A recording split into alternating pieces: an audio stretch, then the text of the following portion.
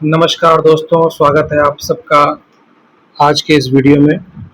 दोस्तों, इस वीडियो में आप लोगों ने हेडिंग तो देख ही ली होगी कि दास्ताने दुर्दशा और फर्रुखाबाद।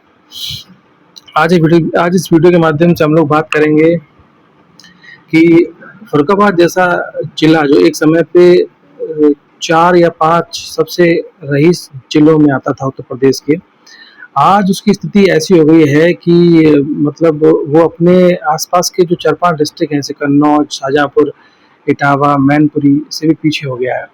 क्योंकि ऐसा नहीं कि यहाँ पर कोई बड़े नेता नहीं हुए या कोई यहाँ पर बड़ा मंत्री नहीं हुआ, यहाँ पर बड़े से बड़े नेता, बड़े से बड़ा मंत्री हुआ, क्योंकि ये वही जिला है जिसने देश को उसका पहला मुस्लिम राष्ट्रपति दिया था, जिनका नाम जाकिर हुसैन था और जो यहीं कायमगंज के रहने वाले थे।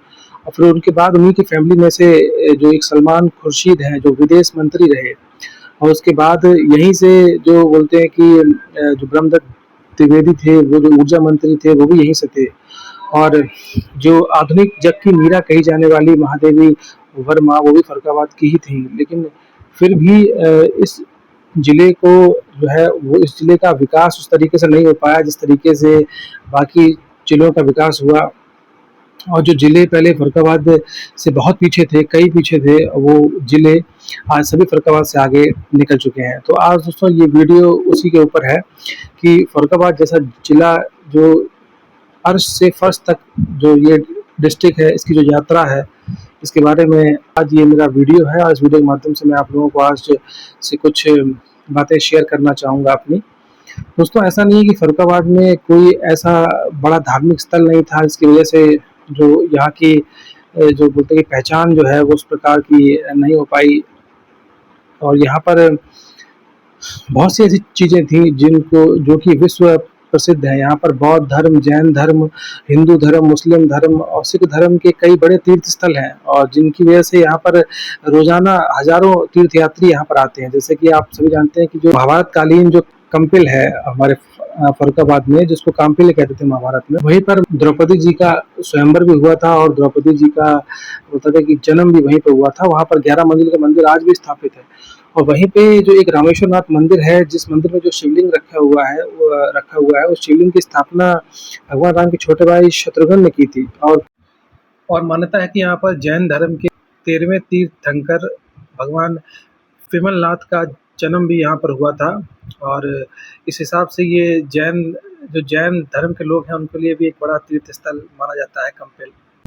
वहीं दोस्तों, यहाँ पर बौद्ध धर्म का एक प्रसिद्ध तीर्थ स्थल है जिसको जो संकिसा नाम से प्रसिद्ध है। यहाँ पर रोजाना हजारों बौद्ध यात्री जो है वहाँ पर आते हैं और कई देशों से आते हैं। और वहीं पर जो कुछ ही दूरी पर स्थित विश्व प्रसिद्ध बाबा नीम करोली धाम है, जहाँ पर कई श्रद्धालु रोजाना आते हैं देश विदेश से। मान्यता है कि वहाँ पर बाबा लक्ष्मण दास ने तपस्या की थी और इसीलिए वो उस गांव में रहने के कारण उनका नाम नीम करोली बाबा पड़ गया था। इसके बाद वो नीम करोली वाले बाबा के नाम से प्रसिद्ध हो गए थे।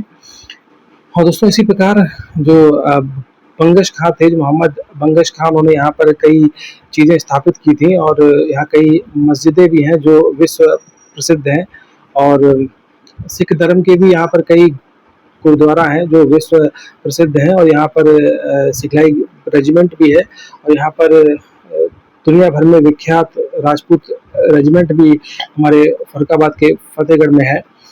और इतने बड़े बड़े धार्मिक स्थल होने के बावजूद और इतने बड़े बड़े जो सामरिक दृष्टि से जो महत्वपूर्ण जो इतनी बड़ी रेजिमेंट्स यहाँ पर होने के बावजूद भी इस डिस्ट्रिक्ट को इस तरीके से अछूता छोड़ना, इस तरीके से लावारिस छोड़ने के पीछे क्या कारण हो सकता है, इसके बारे में तो ये जानकारी अभी नहीं है। लेकिन फिर भी अगर माना जाए तो यहाँ के जो जनप्रतिनिधि हैं, उनकी इच्छा शक्ति में कमी के कारण ये सब हुआ है। क्योंकि जो शाहजहाँपुर फर्रुखाबाद से बहुत पीछे था कभी, और आज वो शाहजहाँपुर फर्रुखाबाद से इतना आगे निकल गया है, कम से कम 50-60 साल फर्रुखाबाद से आगे निकल गया है शाहजहाँपुर। जो नगर निगम भी स्थापित हो चुका है और विकास प्राधिकरण भी स्थापित हो चुका है। वहीं फर्रुखाबाद जो 2012 से नगर निगम प्रस्तावित है, अभी तक उसकी जो प्रस्तावित होने की जो फाइल है वो अभी तक सरकार के समक्ष रखी हुई है और वो अभी तक पास नहीं हो सकी है पिछले 15-20 सालों से।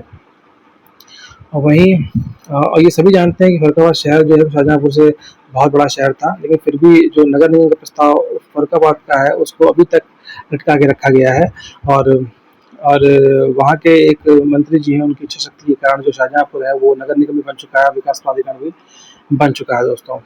दोस्तों आप सभी जानते हैं कि फर्रुखाबाद सिर्फ इन चीज़ों से ही फेमस नहीं है, फर्रुखाबाद का आलू विश्व प्रसिद्ध है और यहाँ पर सबसे ज़्यादा आलू होता है और फर्रुखाबाद को आलू की गंगोत्री भी कहा जाता है, क्योंकि सबसे ज़्यादा आलू यहीं पे पैदा होता है। फिर भी जो आलू